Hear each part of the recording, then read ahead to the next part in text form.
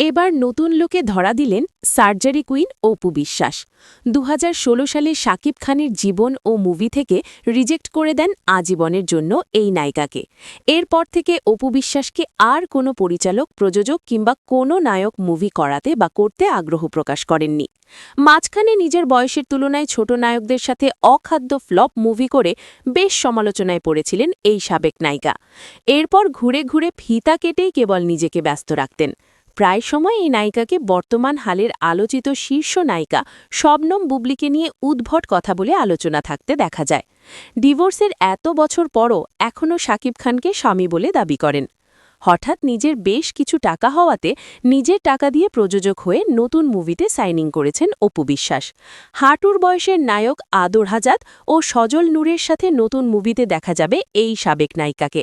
সাম্প্রদায়িক নতুন মুভির জন্য নিজেকে আবারও সার্জারি করে দেশে ফিরেছেন অপু বিশ্বাস। তবে এবার নিজেকে সার্জারি করে পুরো তৃতীয় লিঙ্গদের মতো প্রেজেন্ট করেছেন দর্শকের কাছে। কেউ কেউ বলেন পুরো অ্যাডাল্ফ খানের কপি, আবার কেউ কেউ বলছেন হিজলা স্টাইল ধরেছেন। এছাড়াও আরও বলতে দেখা গিয়েছে এই বয়স্ক নায়িকার মুভি টাকা খরচ করে হলে দেখার রুচি দর্শকের হবে না। এত সমালোচনা কিভাবে অপুন ভক্তরা নিবে তাই দেখার পালা।